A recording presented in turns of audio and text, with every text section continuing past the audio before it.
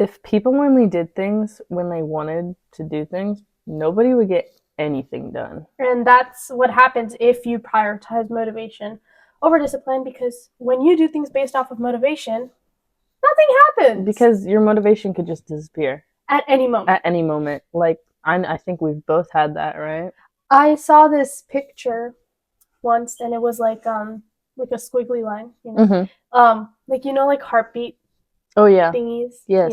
Like okay. heart monitors. Yeah, that, yeah, heart Heart monitors, monitors. yep. Hey. And it was like showing like using as in motivation, that motivation is boop boop boop, like unsteady. Like it could drop, it could peak, it could at any moment in time it could change. Yeah. But it shows discipline. It was showing like motivation, and then discipline on the bottom, and discipline was just a constant, like it Like keeps steady beat. So Yeah. I feel like, well, yeah, because with discipline, like, you create a schedule for yourself in a sense, like a routine to get stuff done. I think it's like you can have discipline that way. For example, say you're leading a team. Say you're leading a team, and your team is about to have one of their biggest performances, one of their biggest things of the year. Okay, and you don't show up because you're sick or something happens. Stop laughing. I'm not laughing. I'm smiling. Right. But you're leaving your team to just salvage on their own and figure their things out. Now, that's not only going to affect you, that's also going to affect your team. You cannot be doing things based off of, oh, I feel sick. Oh, I'm not feeling well. I have caught this. I've caught that. It doesn't matter.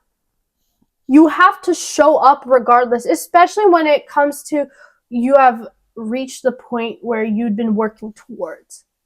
I think like this can refer to the thing we did last week where it was like your people who like worked based off discipline up here, are up at the top of that and the people mountain who worked based off when they felt motivated, they'll keep sliding off and they'll have to climb back up and slide off. Yeah, because motivation goes all over the place. Yeah. So you'll get like super far and then you'll slide all the way back down to the bottom because the motivation just peaked out at that point. Yeah. I also think you can think of it as motivation. Yeah, it can die. It can die, yeah. Motivation can die at any point in time. And it's like when it comes to discipline, you cannot just think of like discipline as your mind and motivation as your heart. Your mind can be the sort of apathetic thing that drives you and keeps you going, and maybe you're a little selfish and you want to make sure things are going good for you, which you have to have that drive. If you're going to do like business or something or this sort of thing, you have to have some sort of self-prioritizing. But with motivation, your heart's always going to be like, oh, but what if it affects this person? What if it affects this person? You have to keep going. You can't just keep, you know what I'm trying to convey? You can't just give up because it affects a person. Because if you do things based off of motivation, let's be honest, you're going to be in bed all day. Nobody wants to get up out of bed early in the morning. Especially with social media also, like, How is social media? Well, I mean, you wake up, you get on your phone, you're like, oh, I got notifications. You check that after knowing, like, oh, I got to do this thing. I'm motivated to do this thing. And you get scrolling. And you just keep scrolling. And then that motivation dies. That's smart. Because I know I've had that. Social media kills attention span. Well, yeah. I mean, that's what motivation can kind of be. Does social media kill attention span, or does social media capture attention spans?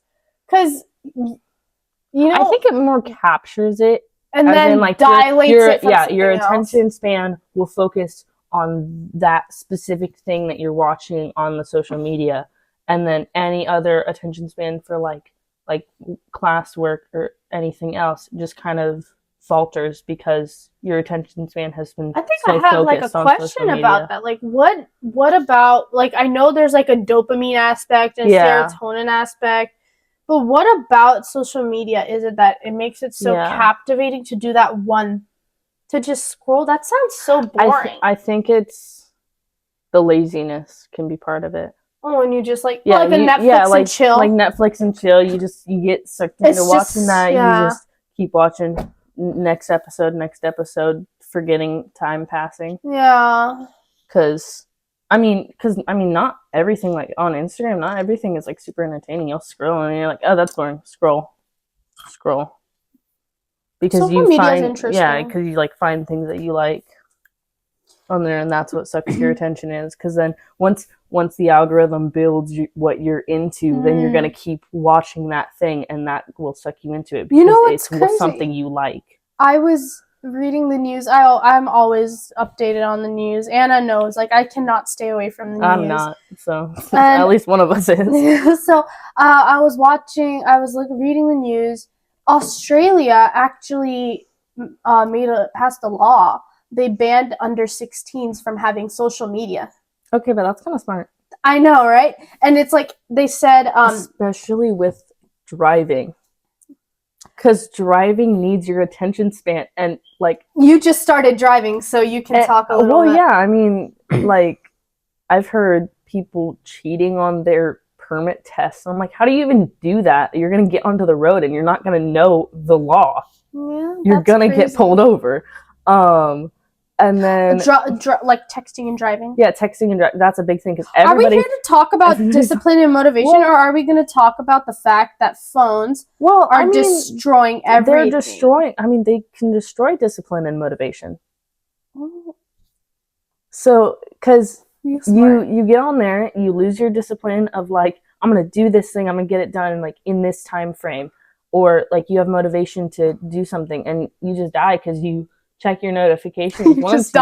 You just look at your phone, and then all of a sudden that motivation just dips because you're like, oh wait, I have notifications from my friends. Let me talk to my friends, or let me scroll on these. Screw your friends. Oh, no, love your friends. Your friends, but you have things to get done. If you have things to get done, tell them I'm busy, and then poof.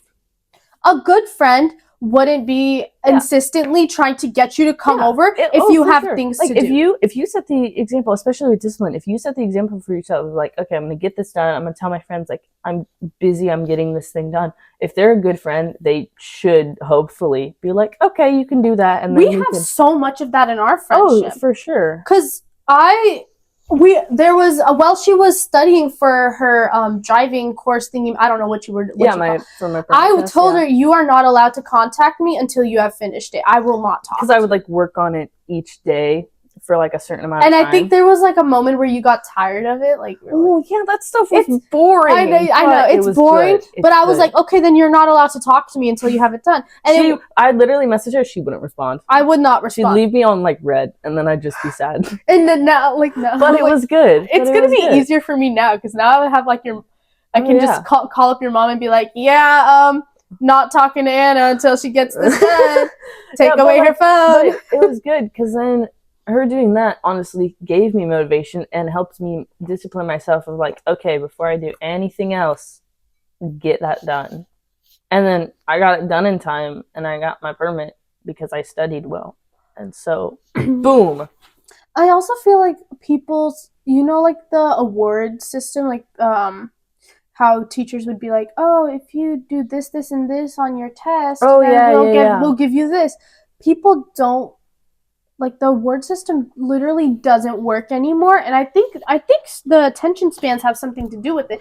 Desensitization. Yeah. You know what I'm trying to say? Yeah. I don't know I think that's what the word is. People are desensitized to receiving awards or they're not praise or something. Yeah, they're not as like, oh my gosh, I want this. They're just like, whatever. Yeah, I have that. Oh, when for example, we have a fundraiser going on for one of my sports teams, and they were like, well, if you guys do this in this amount of time, we'll give you a $25 gift card. The amount of people that would have jumped at the opportunity for a gift card back when I was in middle school, or when we were in middle school. Oh, yeah. You know how crazy that is? And I don't think it's because we were younger. I feel like awards are, in our minds, it just doesn't matter anymore. Like, we're like, we don't care. Well, I mean, not many people care about their school stuff and getting stuff done for school. Like, you see, our school also has a system, like, sometimes they'll pick, like, students and they'll give them, like, a gift basket or something. Yeah. No one cares to participate in it. Yeah. People are becoming desensitized. Is that the word? Can you put the word? I think I don't know if I'm saying it right, like, but they're like not caring enough anymore. That's basically what it is. Is it's like being desensitized to horror. You don't get scared of it. Yeah, like so when you're constantly being fed like you're being fed that and you just as a child. So desensitized is the term. Yeah. So I saw I was like reading one of my books in there. My books like were talking about desensitization in the youth. Mm-hmm. I see your smile. Anyway, but I think it's becoming a really big problem at this point, and there's not much we can do about it because that's like a chemical mind thingy, like chemicals altering in your mind or something. Mm-hmm. And it's really hard to reverse that effect after it starts to happen. And so most people would be like, okay, when I read 12 pages of a book, I'm going to go treat myself to a cookie or a cupcake. It doesn't work anymore. Yeah. Who wants a freaking cookie? Like, even, I feel like for me, it could even be like, that just brings up the term, here, have a cookie. Yeah, it's like, even if, like, for me, if I would want anything, I think it'd be like another guitar, but even if someone was offering me that as an award, I'd be like, whatever. Yeah. It doesn't sound, like, it doesn't sound appealing.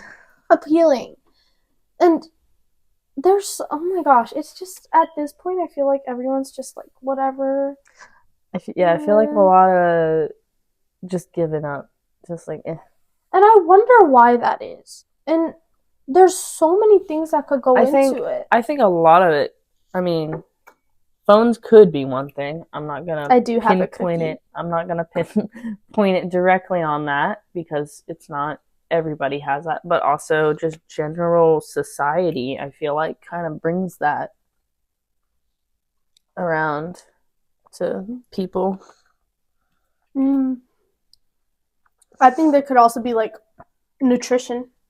What you eat also alters your mood. Yeah, for sure. I mean, I know, like when after I finish eating this cookie, it's gonna make me feel so horrible. Like I'm gonna have a sugar crash, and it's gonna affect my mood. See, I ate my half, and I feel great. So I don't know. That's just like the sugar, like building up before you go home, and you're like, man, because it tastes amazing, but it's not gonna do you any good when it later on. I mean, you eat good food, you feel energized. People don't understand that nutrition is a big thing. Another thing, exercise. Who participates in PE anymore? Nobody. Because even consequences desensitize. No one cares if they lose 10 points. Nobody cares if they lose 10 points. Nobody cares if they have to do laps later, because who actually does that? It's optional to make up those stuff. Who's going to actually spend the time to do that? Yeah, it's just, like the teacher's discipline is there's no desire. There's no desire. There's like no drive, no passion. Sometimes I was like thinking. I mean, there's no motivation. I was thinking to myself the other night, I was like, I can't tell if having a dream is worse than not having a dream. Because sometimes, I have a really big dream. Like, I want to tour the world and I want to share my music with everyone. And then I see all this AI coming out with music and people getting marketing from big companies. And I'm like, that's a big dream. I know. And it's just, sometimes the vision is too big and you cannot even comprehend. You don't know where to start, and that overwhelms you. And then there's people like my cousin. He doesn't know what he's gonna do in his life, and I don't know if that overwhelms him or underwhelms him, but from my point of view, it's like he doesn't, it's just like whatever to him. But for him, it's like, I don't know what I'm gonna do. I don't know what I want to do when I get older, yada yada yada yada. Yeah. And I just can't, I don't know what it is. Like, some people, they know what they're going to do from the second they pop out of the womb. Others, they're like, I don't know what I'm going to do for the rest of my life. Yeah. There's just, there's so much that goes into these sorts of things. Like, I feel like another thing we've learned doing this podcast is there's so much contradiction. Yeah, there really is. Because we'll be watching back our footage and we'll be like, well, we can't say this because we said that, but this is true and that's also true. Like we just said, don't focus on your friends, focus on yourself. But like, you also need friends, and you also need, you need a network, but you can't build a network if you're not focusing, and this, and this, Yes. and it's just so stressful. I mean, because you gotta juggle, be able to keep this and also keep friends. But like, I mean, that's really no way to live though, where you're having to juggle everything just to be motivated and have that discipline, but also still make time for friends and fun, but not having too much fun. Yeah. That's like no way to live. But you can't have fun if you don't have your stuff work together. Because if you go hang out with your friends and you don't have the work done, then you get back and you have to do your work, and then you have to do the work, and then you're up late, and then you sleep bad, and then you're just tired. And then you're in the morning and you're with your friends again, and it's just a constant cycle. Yeah. And I honestly don't think there is a full right way to live. Yeah. I agree you with that. Do what you can to make it doable. But there's no like right way to live. I think one message I would love to send people is life is full of contradiction. Oh, for sure. You need to be able to question other people's I think I've said this before. Question people's morals, question your own morals, question religion, question your like what you want to do in life, question everything. There's nothing wrong with having to wonder, but you just have to know there seriously is no right way of doing things. Yeah, and I mean, that's kind of what this is we're not telling the way to live your life. We're just saying, we're just giving tidbits of advice that can help you maybe live one that's more prepared. I don't think there's like, I feel like so many people say they're trying to prepare us for when we're older. There's no real way I don't feel like there's a good way to prepare. I was talking to one of my teachers, and she's a history teacher, and so she obviously has like a really broad knowledge, she knows so many things about history, and so she can obviously give me a little more advice. And she sat down and she told me, we always have like good conversations, and she tells me, I was telling her, man, I'm so worried about what's going to be next for my generation. And she told me, yeah, your generation is going to have to fix a lot of things. And so I genuinely think the people who are preparing us, maybe they can't prepare us for what's next because they're focused on their now. And that's just going to keep repeating. I mean, nobody can be perfectly prepared for life. Life throws curveballs at you. There's like you get so many random things. We're gonna sit here and spiral all night. We're gonna be like, there's no way.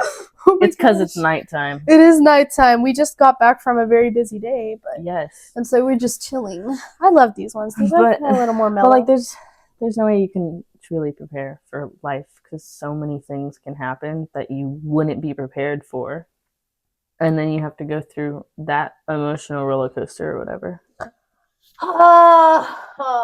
Life stresses me out. Yes. Yes. Yes. It really does. It's interesting to see people are so judgmental as if they're not living life for the first time.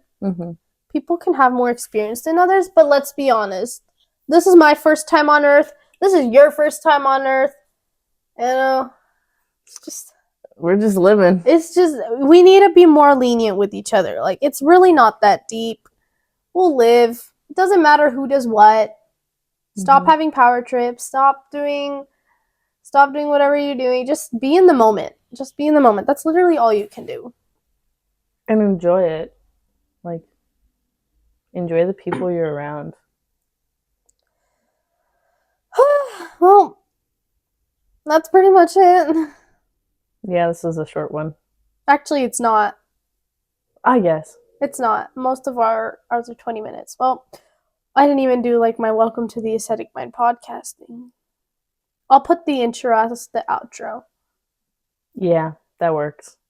My name's Mannat. My name is Anna. And this is the Ascetic Mind podcast.